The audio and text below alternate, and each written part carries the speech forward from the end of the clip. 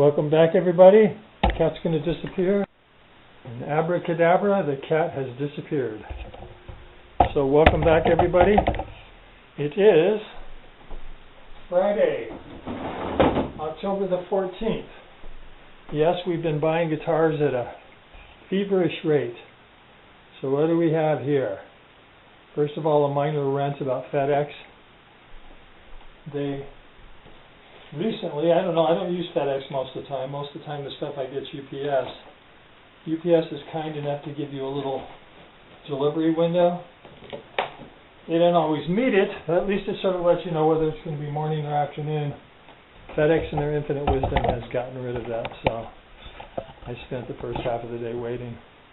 Anyways, what we have here is a 2022 Squier Paranormal Toronado. And I was curious as to what the heck Toronado meant. Because it's not tornado, it's Toronado. So I got curious and went on Google, and it turns out that it's sort of an imaginary word. For those who are old enough to remember, back in the 60s, GM debuted their Wonder car, the first mass-produced front-wheel drive car in many, many years. I think the previous one was Accord back in the 30s. And they called their car the Toronado as well. And apparently the Toronado is the horse used by the imaginary character Zorro.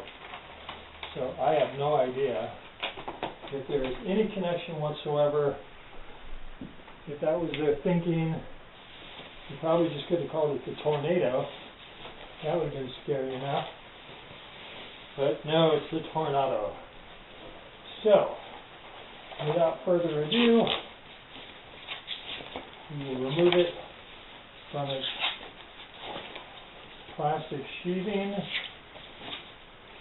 the shroud of Toronado. Wants to hang on, it's squeaky, squeaky, squeaky. Behold, this is the 3-color sunburst. I'm going to do our quick touching of the hands. Looks very nice. The wood match. Looks like a good, definite 3-piece body. Not feeling any issues. Neck pocket cracks. Look at the front real quick. Free the switch. The action on this. Looks fairly high as well. Pickups look low. I have no idea. We're missing the knob. That's not a good thing. Maybe it's floating around in the box.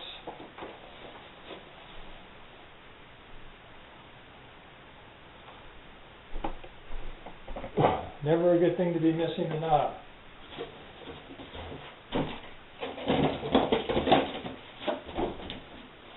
Not in the box. And that's one of the reasons why I film these. Because it's missing a knob. And that bites. And what's interesting is it has a set screw on it. So it sort of makes you wonder, where the hell could the knob have gone? Let's just zoom in. Missing knob.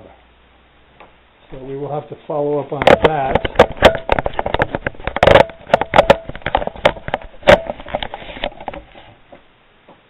So we're going to go play it, because a missing knob does not keep one from playing a guitar. It just is a little disappointing. Where could the knob be? It's nowhere to be found. There is no knob. So we're going to go play, and we'll contact them and cry. Say, give me a knob. So, we'll be back. Okay, we're back. It's about 5:40 in the evening. and we've had a chance to get to know this guitar a little bit. The first question you're probably wondering is, where did the knob come from? Well, it turned out that the knob was in the bottom of the foam shroud that covers the guitar, so it fell off at some point in time. And then, of course, I foolishly assumed that of the two tools that were available for this guitar, the truss rod tool, the big hex key, or Allen key as some people call it, and the smaller one that adjusts the bridge, that of course the smaller one would be the perfect size for the little grub screw for the knob. So I messed around with that for about 20 minutes, thinking that it was stripped out or something was wrong, and then it dawned on me it takes a bigger hex key, which they do not provide. Unfortunately, I have a little hex key set, and before you knew it, I was back to having 4 knobs, so that's a beautiful thing. The neck had no relief at all, so I gave it a little twist of the truss rod tool, took care of that. The action on this one, second one that I've gotten, the action was excessively high. Detuned it, didn't do any, I mean it's a 9.5 radius, I don't know what the hell that means, I just did it by feel. I just gave each and every one of the adjustment screws a full turn, brought it all down. Feels great, no buzzing, no choking. Again, the frets on this guitar feel really good. The neck pickup was buried into the pick guard, so I brought it up a bit, dropped the bridge pickup down just a touch. Probably some more adjustments coming up in the future. Adjust to your own personal taste. Overall, I'm completely pleased with this guitar. Again, looking at the camera and looking at the guitar, you're probably seeing two different things. The camera, probably because of the incandescent lighting, is showing a much yellower sunburst. But the thing I like about this guitar over the two classic vibes, and it's most notably because there's more real estate, when you do a 3-color sunburst, you start with a layer of black, and you do a spray of red, and you've got the amber. And on both the classic vibes, there's just very little amber. This one has a nice, big, wide, and that's my favorite color. They did a nice job on the wood. The grain of the wood, lines up. You can definitely see the 3 definite pieces, which is to be expected even on more expensive guitars, so they did a nice job with that. Again, I could find no flaws on the guitar, just a few, bits of spritz and but I didn't find any flaws at all. I let my fingers do the talking because they often reflect a more accurate, like right now my finger's feeling just a little schmutz. Probably just needs a good wipe down, but I don't feel anything that's out of the ordinary. So, and it has nice tones. I'm sure these are inexpensive humbuckers, but they hum or they don't hum. There's a little electric issue. Maybe they didn't ground the bridge very well. When I was tightening up the knob, I had the guitar on, and for some reason the hex key was just creating some crazy interference. I have no idea what that is, what it means. But while playing the guitar, it's very quiet, no buzz, no hum. So there you go. So that's the preliminary. So I'll play it for a few more days, come back, give you my final thoughts. But in this price range, again, I'm not playing everyone else's guitar, so I don't know what everyone else has out there. I know it's not accurate, but I wish they would have put this jack plate on the Telecaster, because this is just much more solid and rugged. Doesn't have the issues. If it comes loose, it's right in front of you. If there's a wiring issue, you can just 2 screws and you pull it out. So I really appreciate that. The bridge is interesting in that it has this extra lip here. I have no idea what that's for. I don't think, you can't top load it. That's just the adjustment screws for the saddles, which look extremely crooked, but I'm not going to worry about that right now. I guess I'll straighten it out. They seem to be, the strings look straight up and down the neck. So I'm pretty impressed. I knew nothing about this guitar a week ago. I have to admit that I actually bought it for 2 reasons. One was the price. I put this one on sale for $199. It normally goes for $399. And again, for a brief period of optimism, they were asking $449 for them, but I don't think they were selling, so they brought them back to a more reasonable $399. And again, as far as I can tell, this is now the 6th guitar that I've gotten from Pro Audio Star. I don't know why I have a problem with their name. I believe that's their name, Pro Audio Star, P-A-S. And yeah, all advertised as used, and although the Cyclone definitely looked like it had been used only because it had the film taken off of the pick guard and of the pickups, there was no scratches or dents or anything on it. There wasn't one little ding in the back. Funny story I'll relate about that, but I have to wait a few days before it plays out to its final conclusion. So there you go, the Squier Paranormal Toronado. And again, it is October the 14th, 2022. Another beautiful early autumn evening. The cold weather will come with a vengeance, but right now we had a beautiful 70-degree day. I was able to open up the windows, but soon the storm windows will go in.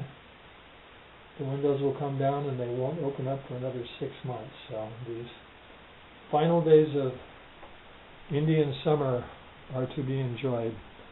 So we will be back when we have more to report. Thank you very much. Welcome back, everybody. I wanted to do the final wrap-up on the Squier Toronado. I've had it for about a week and a half, and it is a delightful guitar, a complete surprise. I have to admit that my motivation in buying it was that it was such a great price at $199. Not knowing anything about it, not really being interested in a Fender guitar with humbuckers, but because this is its own thing, I wouldn't buy a Telecaster with humbuckers, although I do have a Telecaster with P90s. But generally speaking, I like the single coil pickups with the Fender products because it just is pretty much what their roots and their history is. But this guitar, very nice. Just a couple things to mention that I might have mentioned before when I came back after playing it. The thing that turned me away from this guitar originally was just the specs saying that it had atomic pickups, and somebody in one of the videos measured the bridge pickup at like 16, I don't know what the measurement is, Ks, ohms, not really sure, but that's a really, really hot pickup. And if you turn this thing up all the way, they tend to be really harsh. So what I discovered, for my personal taste, was keeping the volumes at about a little past 3/4 and letting the amp do more of the work, and you get a really, really, really solid, sweet, mellow, you know, a Les Paul type of tone out of it that's just really satisfying. Again, the camera shows the sunburst as being much harsher than it is. This is one of the nicest 3-color sunbursts. On the inexpensive guitars, they never do a really, really good job of matching the wood. If you look, and you probably can't see it very well with this camera, but if you look, you can clearly see the seam line. But this piece of wood is just absolutely void of any, you know, grain. And then the middle piece is very grainy. And then the side piece has moderate grain. So looks like a good 3-piece body. But overall, I'm just very, very impressed with this guitar, very pleased. People have highly recommended putting tins on this guitar. The other thing I'll say about this guitar that I really like, small detail, but I really like the jack plate. So much so that I'm really tempted to just take my Telecasters and put that kind of jack plate on it, because if you have any issues with this kind of jack plate, you just take the 2 screws out, pull it out, you can make adjustments, you can resolder, whereas the Telecaster jack plate is a nightmare. I'm not sure why Fender's held on to it for 70-odd years, but I guess they just think that's how it was, that's how we're going to keep it. So that's my thoughts on that. So this guitar gets 5 stars, 2 thumbs up. Beautiful guitar. Again, a total surprise to me. I bought it totally on a whim. I confess, I bought it for the price, and I'm just incredibly surprised and pleased. Fit, finish, top-notch, playability top notch. Again, if you don't turn up the volumes all the way up, let the amp do a little more of the work, you get a really, really nice, solid, mellow tone, good rock crunch.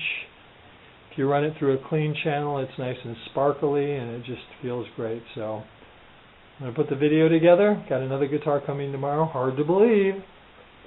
So again, October the 28th, 2022. The weather's cooled down dramatically. We got a little bit of snow last week. So it's definitely the middle of autumn and waiting for winter. Thank you very much.